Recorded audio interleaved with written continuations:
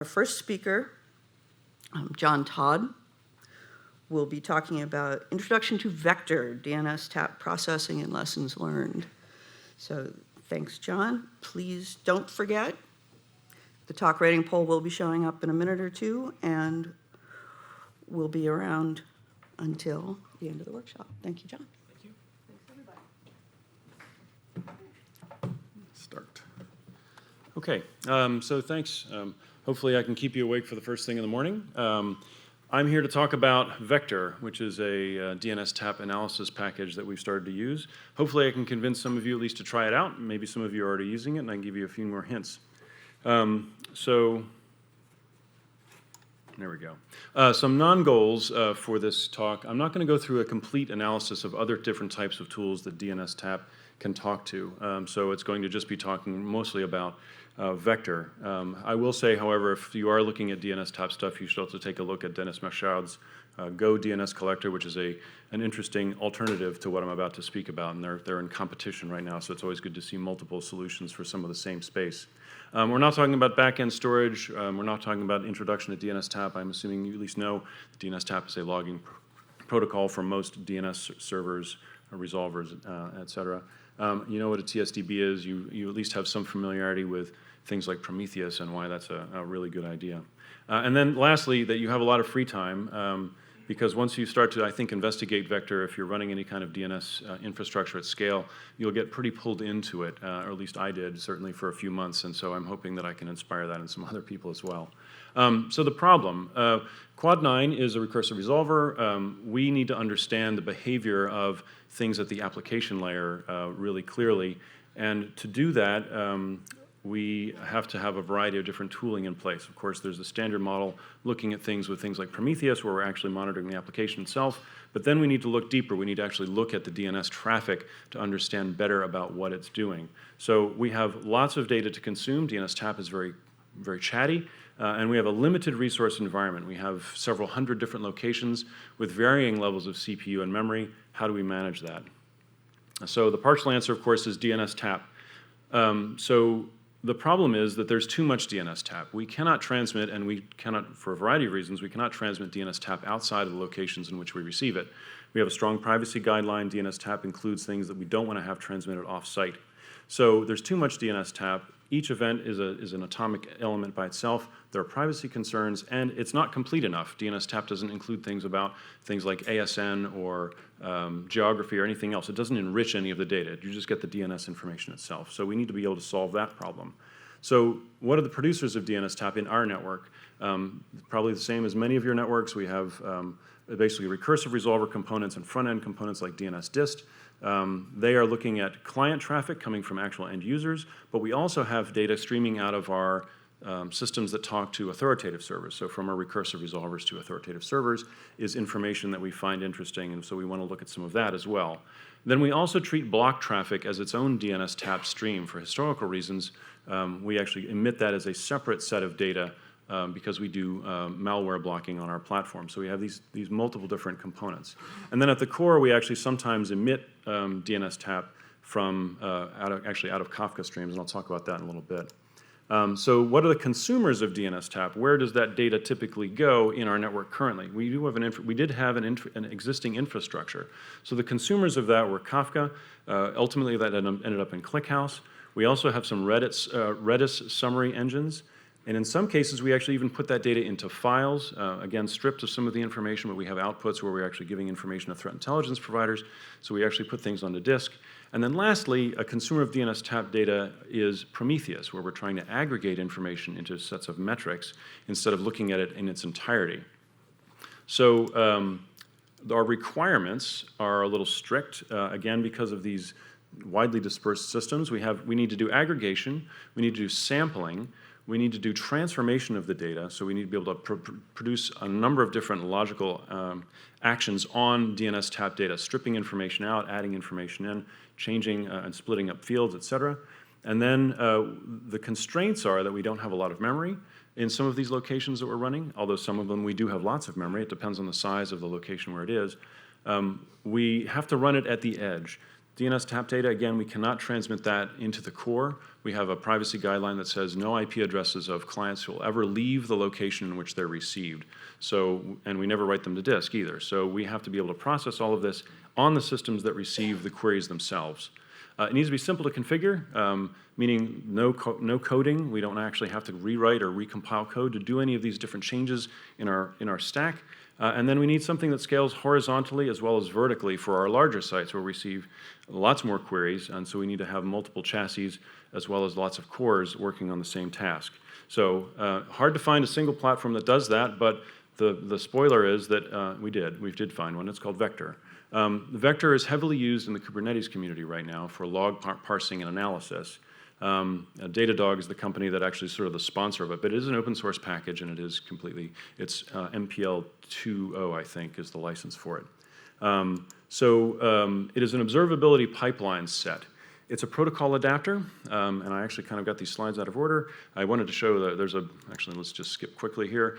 Protocol adapter for all these different formats, it can actually ingest or output to all of these different formats in some fashion after either raw, it'll actually do it natively, or after some modification. So primarily we're using ClickHouse, DNSTAP, of course, file. I didn't highlight Kafka in here, and then also socket client using native protobuf as well. But there's a huge number of other components in here that you can use either on the Gazinta or the Gazauta side, depending on what you want to do with it.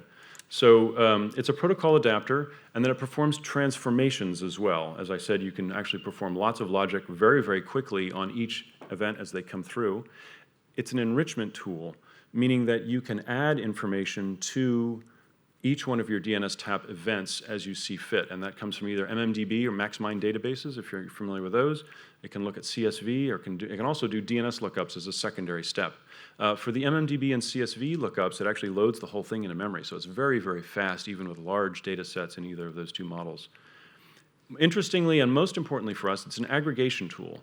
It allows us to take thousands or millions of queries and turn them into just a few hundred different rows, depending on what we're interested in looking at, and then emit those either as events into something like Kafka, or more conveniently, it will also emit them into a Prometheus scrapable format so that we can scrape them with our standard Prometheus tooling, no changes required.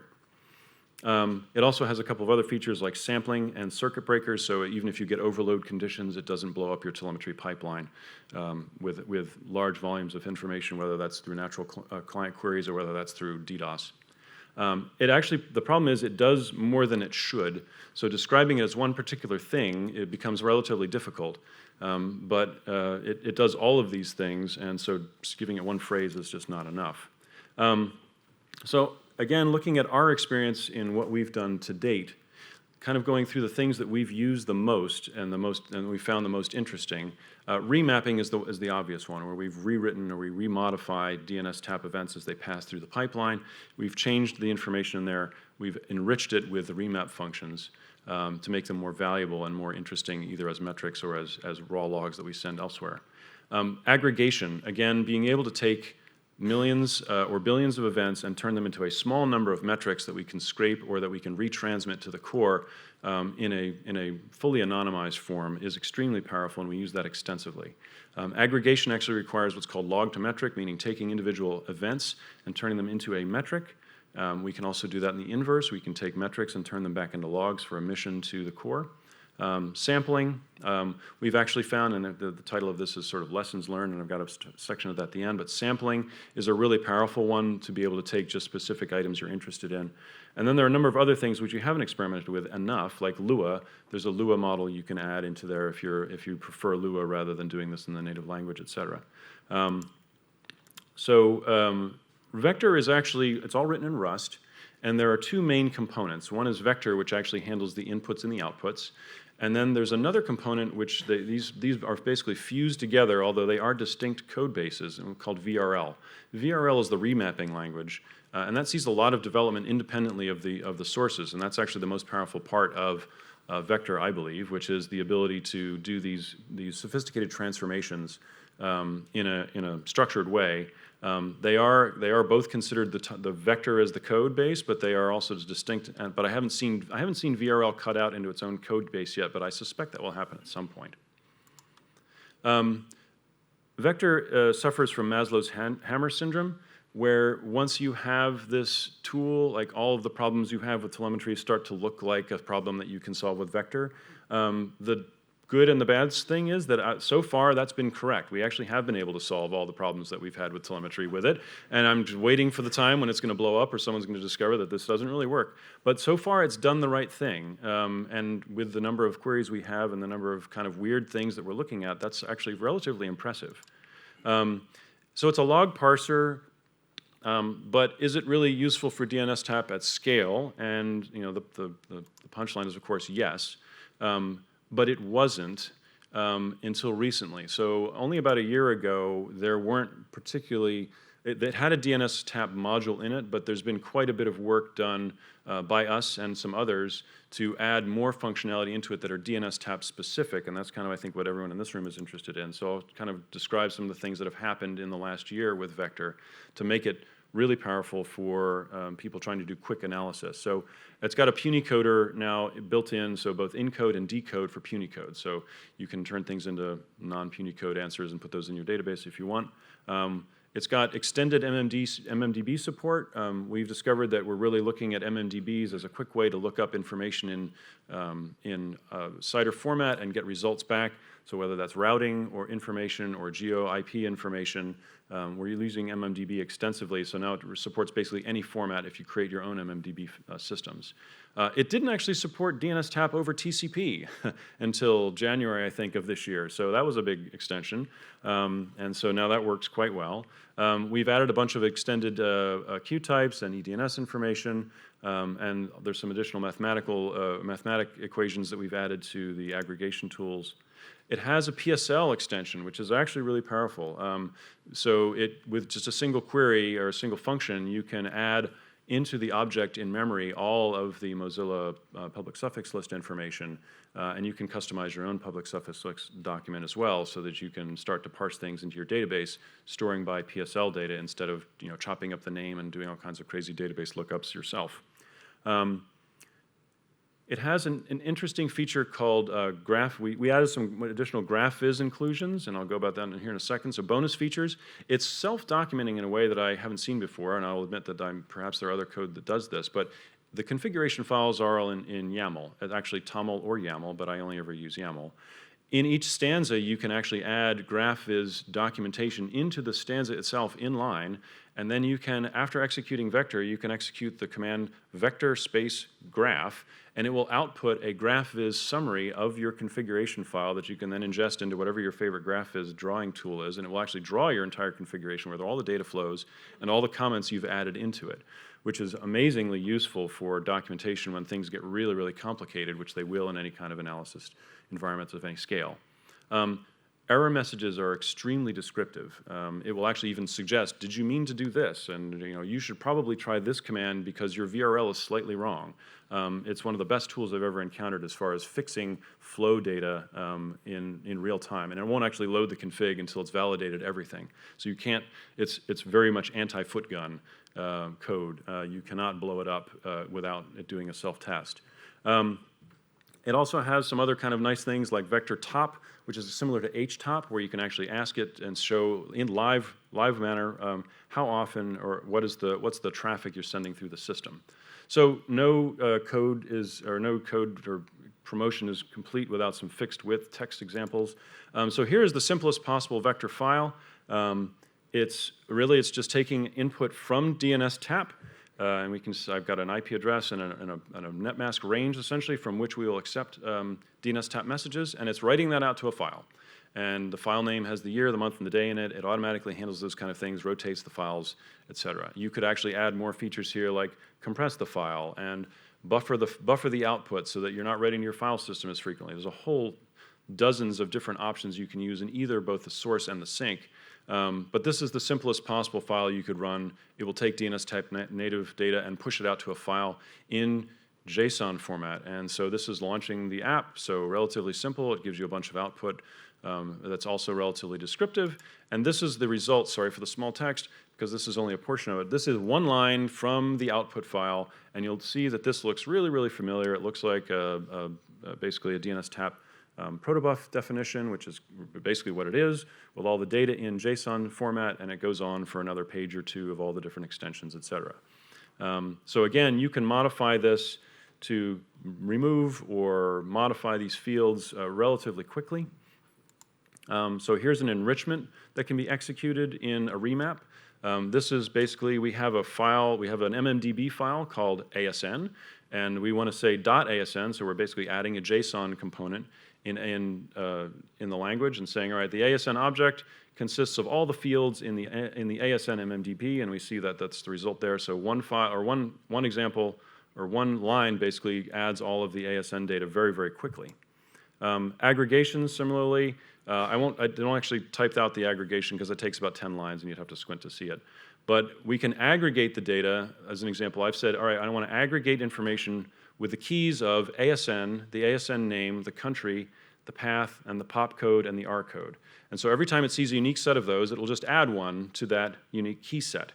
And so this is a Prometheus output of that aggregation, but you can execute this across any kind of data that you have that you want to actually create metrics on. Again, about 10 lines of code to make any kind of aggregation that's Prometheus. You can also then, as I said, export it into Kafka or into a file at a timed interval. So every 10 minutes you might want to dump this into a file, or you might want to dump it into another queue of some sort. So here is an example of vector top, where it's actually looking at every single one of the transformations or syncs that we have, tell you how many events per second, how many K per second, whether there are any errors, how much memory you've used if you use the right flags. So it's very informative as far as getting this up and running for a first-time user. Performance. Really good. We have some really old junk systems for our lab. 16 cores of really old machines can do around 60,000 events per second at 60% CPU utilization. But the thing to keep in mind is that that's extremely heavy work that we're doing with this particular example.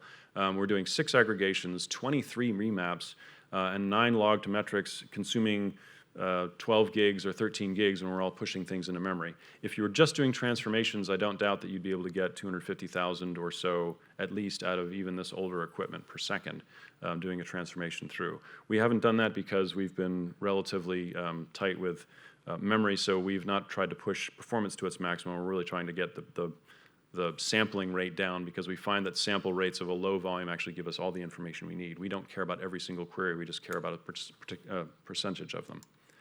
So what did we learn? So we learned that sampling inside of, actually that should say sample inside of DNS-dist, sorry. In other words, don't send all your queries to vector. You could, it would actually be able to handle them if you have enough capacity. But actually for our needs, sampling between 5 and 10%, the curve doesn't get any particularly much better the more data you send to it. So we do sampling outside of it. We could do it inside, but the largest load is actually the conversion of DNSTAP data into that in-memory JSON structure. So some other things, DNS lookup is really slow. They don't like that. We don't like it. So we've got to improve that. Increase the timing in your aggregates really long. We have actually some aggregates now that are 6 hours worth of information, because we don't need to actually do things in a particularly fast fashion for recording it, but 6 hours or 8 hours even in some cases is fine for some counters. We had some delay to get more DNS-specific features, but you get to benefit from our delay, so those are already done. And then error management always takes up more time than you think. Handling the outliers and weird data in DNS, as you all know, there's an enormous amount of weird data in the DNS, and so managing that and making sure it doesn't fall into your pipeline further south is a big portion of what we're doing. So how did it help us? It replaced about 5 or 6 years worth of Go code that we wrote customized for managing this telemetry pipeline. It only took one person about 2 months working part-time to replace all that, so that, for us, it was a huge, huge benefit. It's a very simple binary to distribute. It's a single monolithic binary. You run it, and there's really nothing else you need to have for dependencies. It sped up our ingestion pipeline massively, and really replaced, it was a drop-in replacement for things that we already had that talked to Kafka as an output. We just modified the protobuf and or DNSTAP outputs to match what we had existing, and it just plugged in, and now we're actually starting to enhance that. We're adding more data, we're creating other topics in Kafka, and gradually migrating over in those places we need it. It's not perfect. It is still not a 1.0 release, even though it's been around for 6 or so years. It's close, though, and we are using it in production at this point. It still crashes sometimes on heavy loads, but as I said, we've learned not to present it with full loads. We've actually been doing statistical sampling. So if you use 100% of your CPU, sometimes it will crash. So don't do that. And there are a few missing functions. Lastly, you can't buy a commercial contract for it. The company that's running it right now doesn't actually understand that as a concept. So you're on your own. But there is a fairly robust user community, and there's a Discord channel and everything else. We built some other things as far as adding to that. So we've got on our GitHub page, Quad9 DNS, we've got an MRT to MMDB file converter, if you're welcome to look at that. So that enhances some of the things you can do with it. And with that, I think that is the last slide. Only 30 seconds over.